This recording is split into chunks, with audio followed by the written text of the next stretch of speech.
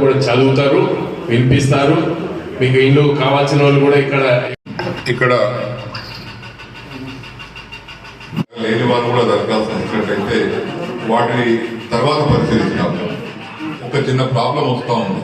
నేను నిన్నటి నుంచి విచారణ చేస్తుంటే హాజరైనటువంటి కమిషనర్ గారు అధికారులకు అనధికారులకు బాన్స్వాడ మున్సిపాలిటీలో ఈ గ్రామ సభ ఎందుకు జరుగుతుందంటే మొదటి అంశం రేషన్ కార్డులు తెల్ల రేషన్ కార్డు లేనటువంటి వారి దరఖాస్తు తీసుకోవడం, ఉన్నవారికి ఉన్నాయి, లేని వారి దగ్గర దరఖాస్తు తీసుకోవడం, వారికి పంపించేయడం. ఎందుకంటే ఇది గత 10 సంవత్సరాలుగా రేషన్ కార్డు రావాలని మనందరం కోరుకున్నాం. కానీ గతంలో వివిధ కారణాల వల్ల అవన్నీ పెండింగ్ ఉన్నాయి, ఇవ్వలేకపోయారు.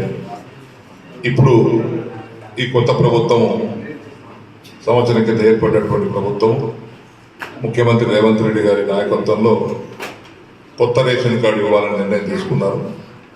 ఈ కొత్త రేషన్ కార్డ్స్ మీ దరఖాస్తులను పరిశీలించి దానికి అనుగుణంగా రేషన్ కార్డులను అధికారికంగా 26 తారీఖు నుంచి పంపించేయడం జరుగుతుంది.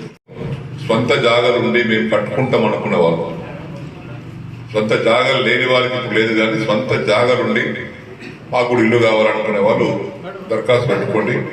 దరఖాస్తు పెట్టుకున్న వారు ఉంటే సంతోషమే, పెట్టని వారు ఉంటే దరఖాస్తు పెట్టుకుంటే వారు కూడా ఇందిరమ్మ ఇళ్ల కింద 5 లక్షల రూపాయలు ఇల్లు మంజూరు చేయడం జరుగుతుంది.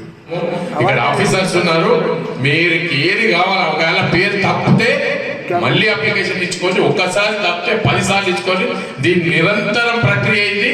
అక్కడ మన మున్సిపాలిటీలో కౌంటర్ ఓపెన్ చేస్తారు, పొద్దున 10 గంటల నుంచి 4 గంటల దాకా నిరంతరం ఉంటుంది ఇది. ఎందుకంటే ఈ ప్రభుత్వం ఆల్రెడీ అలోన్ చేసిండ్రు, ఏదో కొన్ని కార్డులు ఇచ్చి చేతులు దొరుకునేది లేదు. చాలా మందికి 2 ముగ్గురు 10 సంవత్సరాల నుంచి కార్డు రాలేదు. ఇంకా ఇల్లు కూడా చాలా మందికి అవసరాలు ఉన్నాయి. ఆ ఇల్లు కూడా ఇవ్వడం కోసం అన్ని కూడా కార్యక్రమాలు చేయడం కోసం మరి ఈ ప్రభుత్వం రేవంత్ రెడ్డి గారి నాయకత్వంలో మీరు చూసి